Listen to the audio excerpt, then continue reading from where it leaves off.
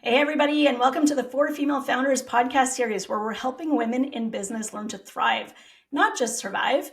I am your host, Sarah Bundy, and today we have Jen Jimbazov with us, who is a founder, a farmer, and a female entrepreneur who has an absolutely gorgeous 1.67 acre farm. It has production fields, a watershed, federal wetlands, and even has endangered bird and protected rattlesnake nests on it. Jen, welcome to the show. Hey, welcome. Thank you. And it's 106.7 acres. What did I say? 1.7 or 1 point something. Wow. Okay, a little hiccup there, but yes, I would say that that's much more impressive than 1.7. It is 106.7 acres. Right on. And what you've built is absolutely incredible. I can't wait to see more pictures. And I imagine throughout the seasons, as things change, it just becomes more and more gorgeous, especially as you expand the farm. But today we're actually going to be talking about how to adapt to constant change. Being a farmer, I imagine you have a lot of life lessons in regards to how to manage a lot of unexpected situations. And so I thought you'd be a wonderful person to talk to because I find that in the world of business, things change all the time, and a lot of people have a really hard time with change. So we'd love to learn from you today, and maybe you can tell us about your farm and maybe even start by telling us how you got started. Thank you, Sarah, and thank you for the intro and thank you for this opportunity. So I started farming kind of as a lark. I was in school studying chemistry and forensic science and wanted to spend the summer outside and picked up a part-time job at the local organic vegetable farm. And then 6 weeks later, I was dropping out of school and trying to convince my husband that this is really what I needed to be doing with my time and energy. And it's probably the only time in our time together that he's been like, "What?" But now this is year 14 that I've been doing this, and it's really where I like being. So it was a good decision. I'm happy to hear that you made that leap towards something that is very fulfilling for you. And that, talking about change today, that's a huge change going from chemistry and forensic science to farming. Or is there just some kind of a connection there that relates to each other somehow? Well, I found what immediately attracted me to farming was that it is very procedural, and that might seem counterintuitive, but there always has to be a plan and a method and systems and data collection and analysis, and that was all stuff that I really enjoyed in school. And then to have this constant input of the farm, which is just its own gigantic living organism. And then so that was really what initially appealed to me. I found it very satisfying. The system building is very satisfying. And do you find that with the system there is predictability, or because of the nature of what you do, it just there isn't anything that's predictable? It's a combination, actually. The systems track and help keep guide on what has to be done. Like cows always have to be fed, harvest always has to be done. So there's things like that that are very predictable that often require a lot of people to be involved, and so some sort of system and plan is necessary for it to happen. But then there's things like, oh, the cows are all in the neighbor's field or something, and so there's the plan, and then there's going outside and actually seeing what's happening on the farm every day. So a lot of what has to get done will get pushed onto the next day, or you're working till midnight, and that's kind of the nature of the business. But the plan is what allows you to actually keep track and not feel overwhelmed. Absolutely. And to your point, having some data, having some tracking processes, having some tools and technology, even as a farmer today, you're out there working with your hands. And actually, before we even go into the tools and tech that you use to organize your life and crops and animals and different species of plants, tell us first exactly all of the things that you have on your farm. So we we run a certified organic vegetable and cut flower business. That's our main production fields. Um, and so that involves I'm not a flower farmer. So in order to run this place, I had to basically find someone that I could co-farm with. We joke that we're co-parenting the farm. Because the key to the key to being organized and being able to actually adapt to what has to be done is that I had to find someone to fill in the knowledge gap that I don't have. To take over an existing business and then to be able to make it what I want it to be, I had to find that person to help me that was going to be able to work with. So part of it was just acknowledging what I couldn't do, understanding the scope of what the business needed, and then finding the person to help me do that. And I got really lucky. I have an amazing co-farmer that works the farm with me, and it makes the functionality of the place much easier. But to make it happen, I have to know what I didn't know. And I think that stands true for all founders, all great leaders, is really understanding what are their strengths and then finding the right people to fill in the gaps where they don't have that strength, where they don't have that expertise. Yep.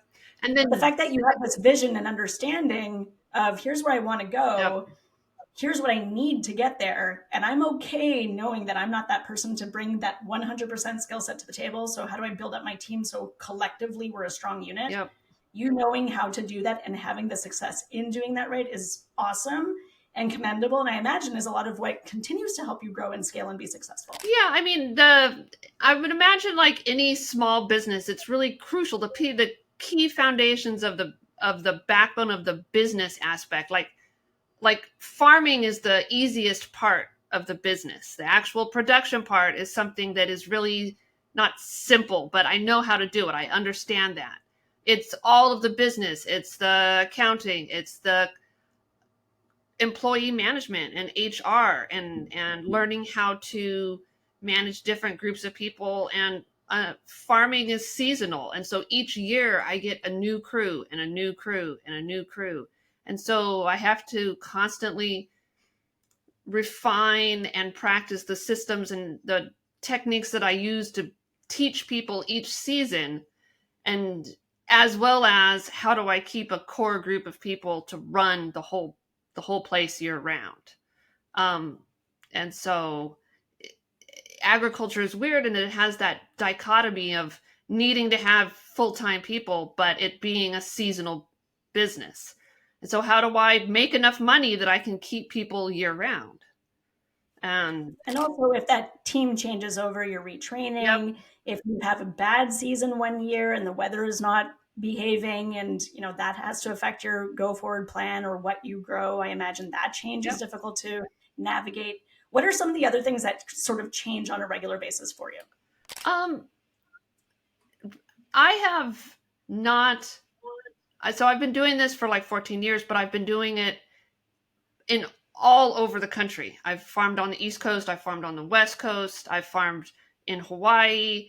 And so not having where I'm at now is the opportunity to build something into like a 5-year plan or a 10-year plan rather than a 3-year plan. So recognizing how to expand into that larger scope and how to upscale what I'm doing, and how to do that, but also mitigate it, because there are factors like I'm in rural New York and it's really hard to get crew here because there's no housing. How do I then push on the community and City Hall to be like, hey, we need to adjust? It's not just me that can't find housing. There's businesses that we don't have because there's no way to get people to stay.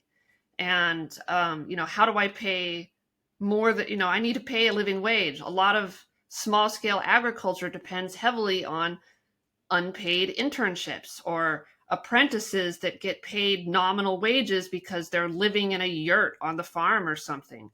And I've run those places before, and that's not how I want to farm. And I have the opportunity here to not have to be having that kind of management system.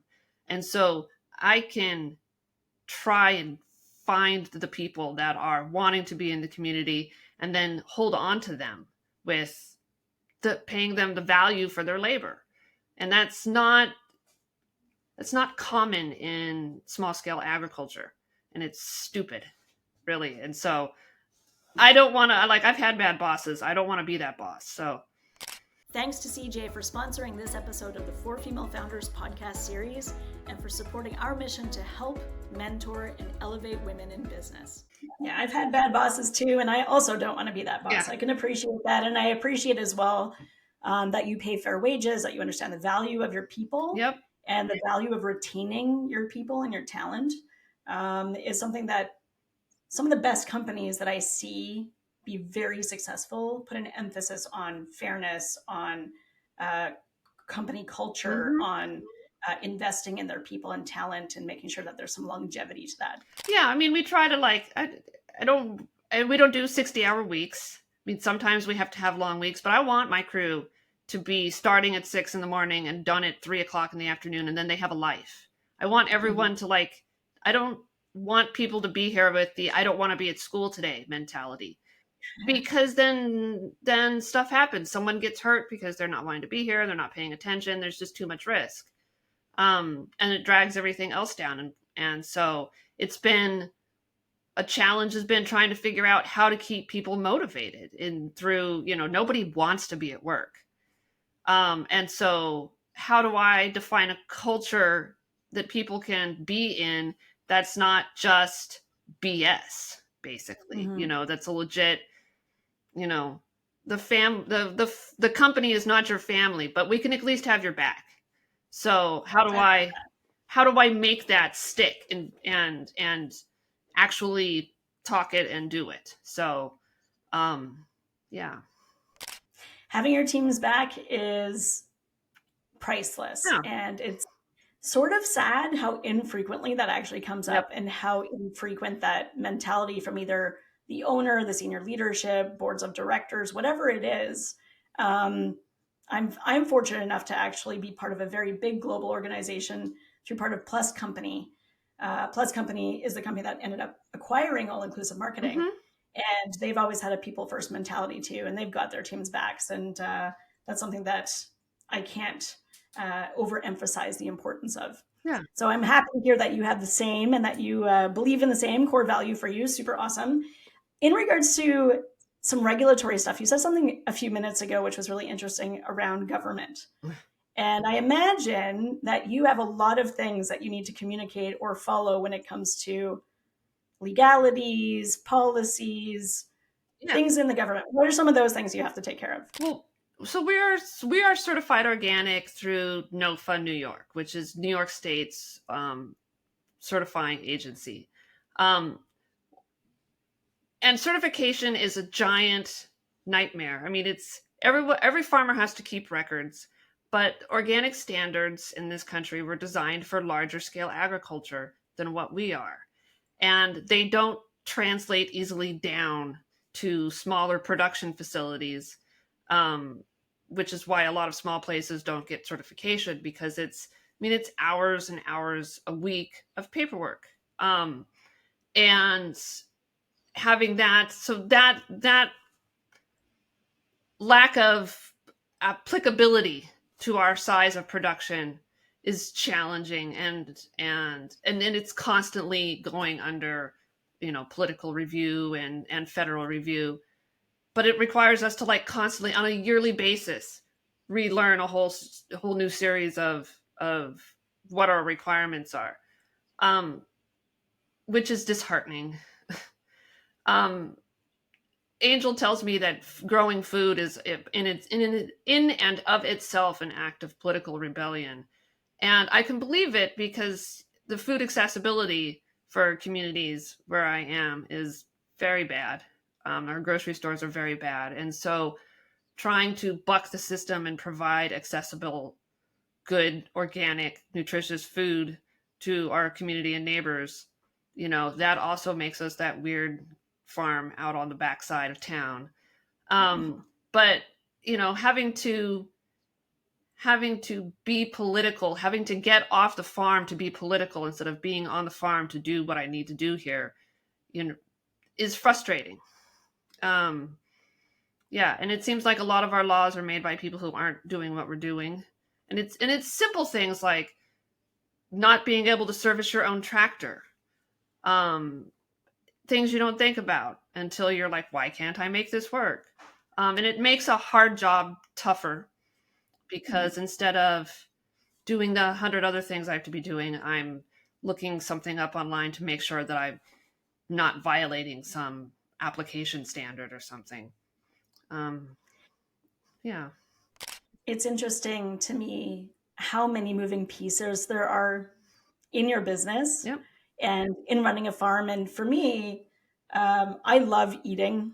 Food is a joy for me. I will never say no, no, thank you. I don't want to try that. I just appreciate the fact that someone has worked so hard to put whatever it is in front of me. And it's not just the growers, it is also the people who are cleaning and moving and logistics. Yep. And there's so many hands that have to get that piece of food onto your plate from beginning to end. It is And logistical nightmare sometimes. right. And so all of that effort I'm grateful for. When I look at my plate of food, I just feel joyful and grateful to be able to sit here, and it wasn't hard for me. And I get to enjoy the fruits of other people's labors. So first of all, thank you for doing what you do, and thank you for feeding your community, and thank you for all of the things that you go through as an entrepreneur and as a business owner and as a leader to try and do something good with the time that you have and that you're working towards. So I think that's very commendable and amazing. Thank you. With all of those things that you have to manage, though, back to the topic of today, which is how do you manage constant change? And how do you navigate even the emotions that come with this almost what could be overwhelming for a lot of business owners? I think people can relate to what you're saying. Sorry to cut you off. And people can relate to what you're saying, whether it's farming, you're running an agency, you've got a beauty boutique, you're an engineer. There's always going to be things from a million directions that you're getting pulled into. So how do you stay organized and how do you manage that constant change? Well, I mean, in the mindset of it, is a lot of it. My grandmother taught us to not borrow trouble, and I find that is a good thing to keep in mind. There's enough things happening. I don't need to stay awake at 2 a.m. and think about it. And so I also have a lot of faith in my systems. I've spent a lot of time. I've had quite a few seasons doing hair. There's some things that always have to be. I'm always going to be planting in the spring. I'm always going to be weeding. So there's comfort in the reliability and steadiness of those types of procedures that so I know that's always going to happen. So I don't have to actively think about those things. I just have to line up the dominoes so that they happen. So people know when they have to do it. So I have faith in my systems. I also understand the bigger picture. So I know the minutia that I'm doing in March I'm not going to see until October, but it's going to be worth it. So I don't have an expectation for an immediate reward, or the reward is in the simple task of finishing the part that I'm in. If I'm expecting pumpkins, I still have to seed them. If I need satisfaction, I can have it when they start to germinate or when I finish seeding them. I don't have to have the whole project all at once. I also take the time to, I don't expect, especially because I have this ongoing cycle of crew, I don't expect people to step in and know our systems. And so I keep my expectations of the people that I'm working with realistic to the skill level. And I know that I have to teach people every year and that I can't teach people the same from person to person. And so I take the time to teach my managers and support them in learning how to work with people so that they can also be effective with what's going on.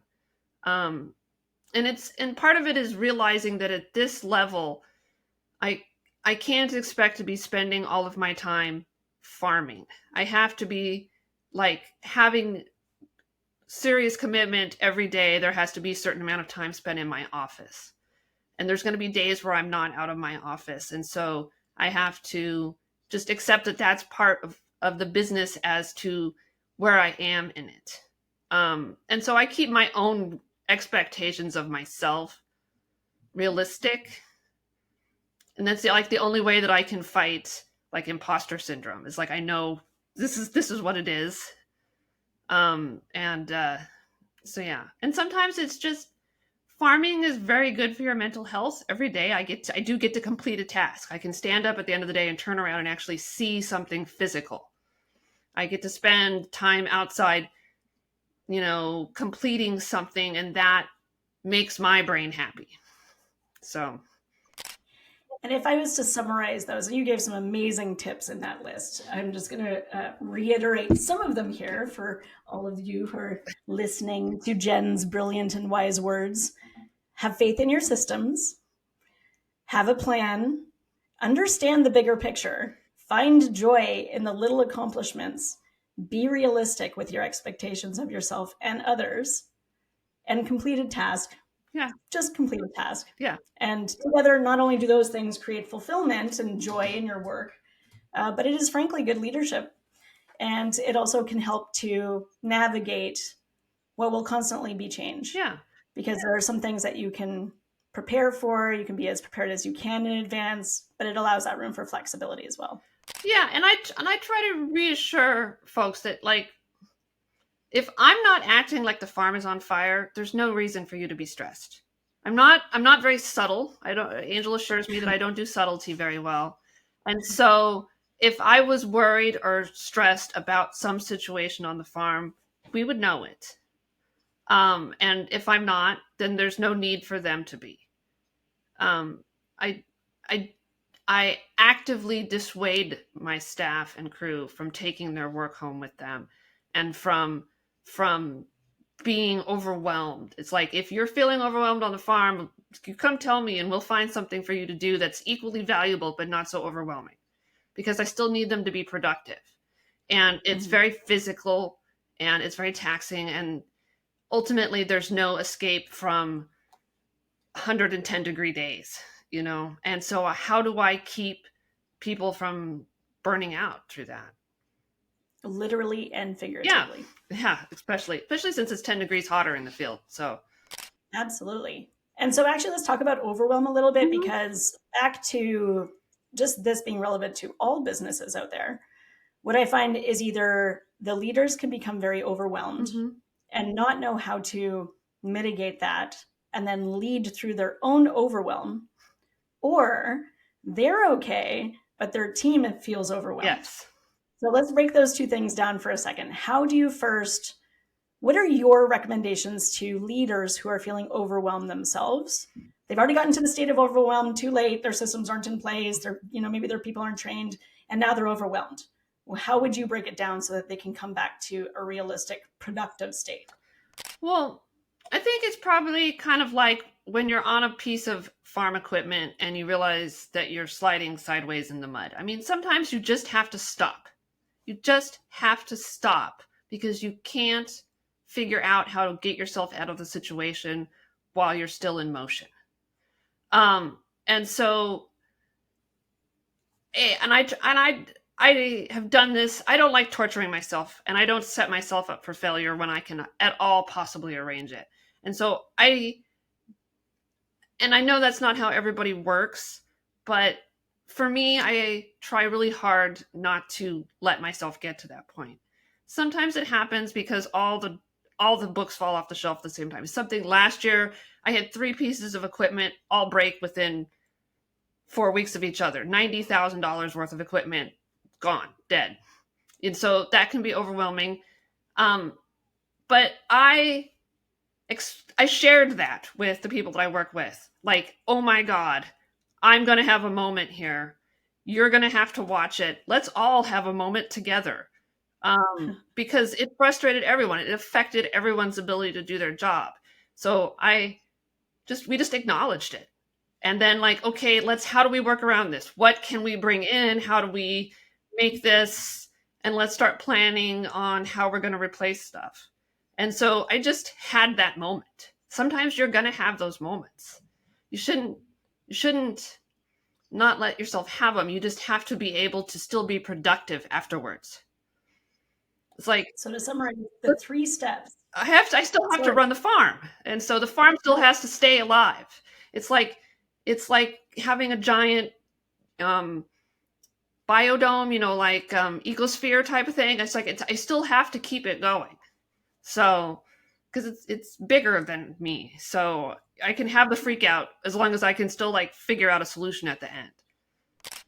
I think you're right, and knowing that the company or the team or the purpose is bigger than the freak out or Mm-hmm. bigger than the overwhelm is a good reminder. But you actually had 3 steps there that everybody can sort of relate to or use in their own day-to-day lives, which is if you find yourself in a state of overwhelm, stop. Instead of continuing on and falling off the Yep. cliff, just pause and stop. Get out of the Yep. machine and analyze the situation.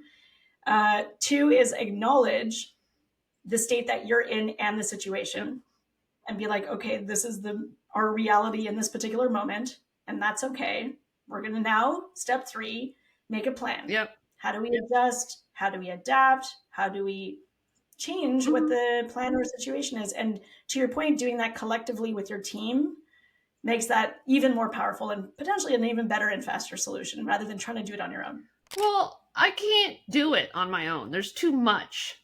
Um, and so I have to and mean I mean if I'm telling my team, my managers, my co-farmer, the people that I have that I've brought in to, help run this, if I'm acting like there's not anything wrong when there obviously is a situation, that isn't very realistic either. I mean, I don't expect them to have the solutions, but they have the compassion to listen to me vent while I figure out what we can do and then act as a sounding board. And while the farm is not a democracy, I also don't want to reinvent the wheel on a daily basis. And so I've hired these people, I've brought them in, I've cultivated them in a farmery kind of way to help me do this. And I'd be dumb and short sighted to not lean on them when I need to. It's I think that's counterintuitive. 100% right. Pardon me? I said it's counterintuitive.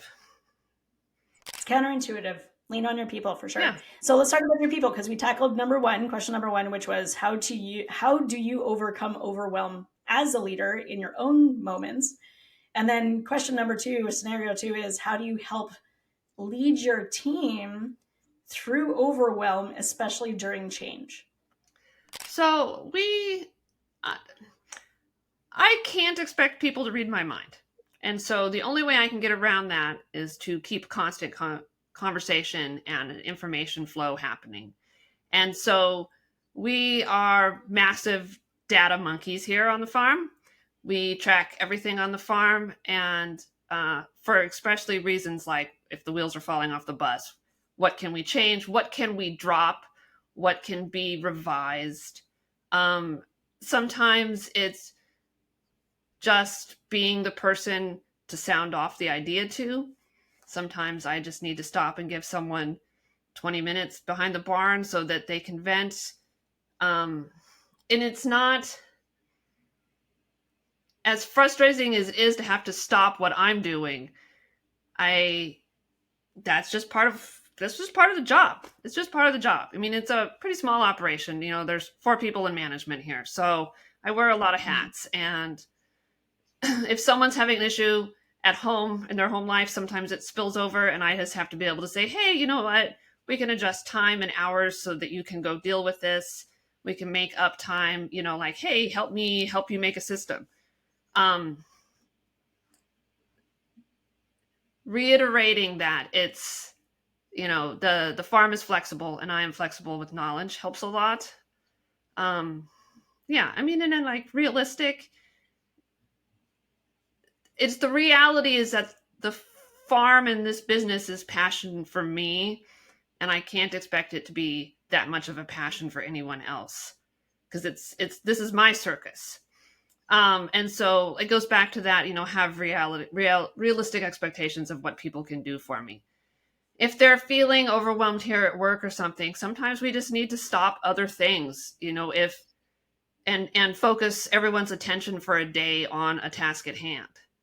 And sometimes we do that, if there's some big event, or everyone switches focus and makes a 400 flower bouquets, whatever it is. It's I think it's easier with farming because we all know that the next day is happening, and there are certain things that are reliable that's going to happen every day. And so at some point in your day, you can kind of shut off your brain and just lean on those things that have to be done, that are almost muscle memory at a point. Um, and that seems to help with burnout and being overwhelmed as well, because sometimes you can do it and just kind of check out. Um, yeah. I think a lot of what you just said, a lot of what you just said comes down to 4 or 5 things. The first thing you said was make sure that as a leader, you're communicating clearly and consistently, because people can't read your brain, Yeah. can't read your mind. Yep. So, as a leader, as the visionary, as the person who is passionate about the business and can help get everybody kind of going in the same direction, as a leader, it's our jobs to be able to communicate that clearly. What are the needs? Why are we doing what we're doing? Priorities. Don't worry about that right now. It's not a priority. You don't have to think about it. Here's where we're focused today, or here's where. So helping guide them into sort of a smaller focus They don't area. have to have the big picture if it's overwhelming. Okay, great. 2 is transparency. Yep. Which, to your point, what are your needs? What are our needs? What are the needs of the business? And analyzing that data, right? Analyzing the situation, going back to, if you're in overwhelm, if things are not working, what is the actual situation and what do we need to do about it together? Yeah. Right. And then being realistic about that. And then finally, just being flexible, adaptable, supporting the team as needed. Yeah. These are all the pieces that you gave as advice on how to navigate change and overwhelm so that teams can move forward together, which are all brilliant. Yeah. And in my instance in this business here on the farm, if someone is feeling overwhelmed because of the farm, that means that I'm not doing something correctly.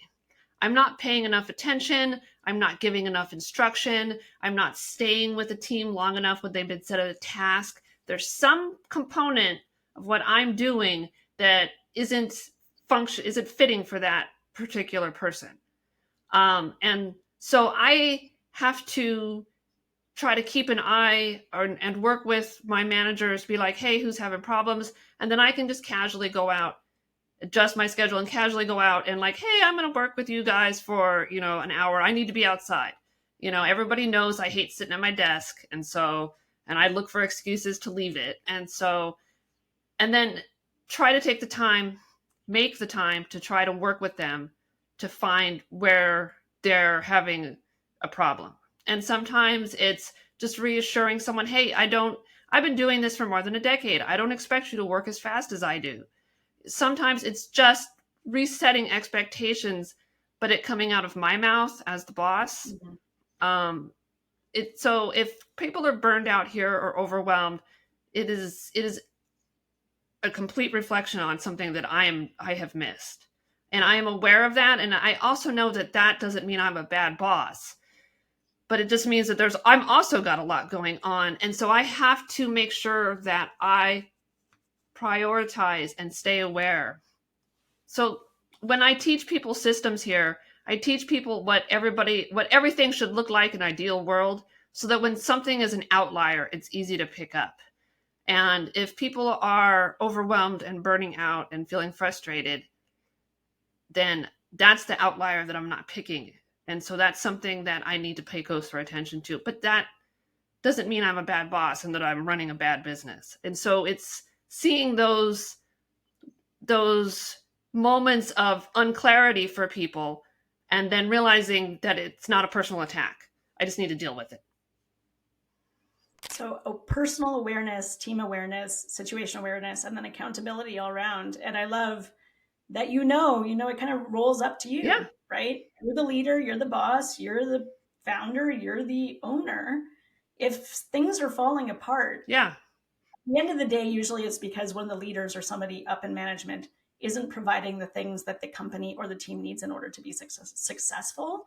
And it's so important to not take that from an ego perspective, but take that into how do we just make it better for everybody? And what do I need to do? And what can I do? And what resources can we bring in? And where can I use my expertise or my experience or my brain power or our budgets to close that gap and fill that hole so people can be successful again? Yeah. I mean, I want everyone here I want to set my crew up to be successful at what they're doing.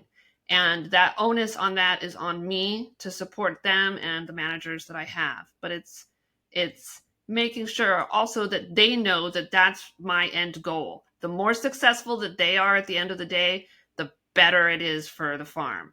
And hopefully it makes their experience here not torture. Well, I love this entire conversation and all of your insights and your wise words, Jen. Thank you so much for being on the show today. We're sadly out of time, but if anybody does want to come visit you on the farm or get in touch, what's the best way to reach you? You can look us up online at Maitri, MAITRINY.com. Or you can shoot me an email at jen@maitrinewyork.com. Love it. Thanks so much, Jen. We appreciate you. Great job on the farm. And hopefully one day I can come over there and eat some yummy organic veggies and enjoy a meal with you. Absolutely. Anytime. Thanks, friend. Thank you. Thanks for listening to the 4 Female Founders podcast series. If you enjoyed this episode, please go ahead and hit subscribe, like, or comment below so we can continue to support women in business by helping them thrive, not just survive. We'll see you on the next show.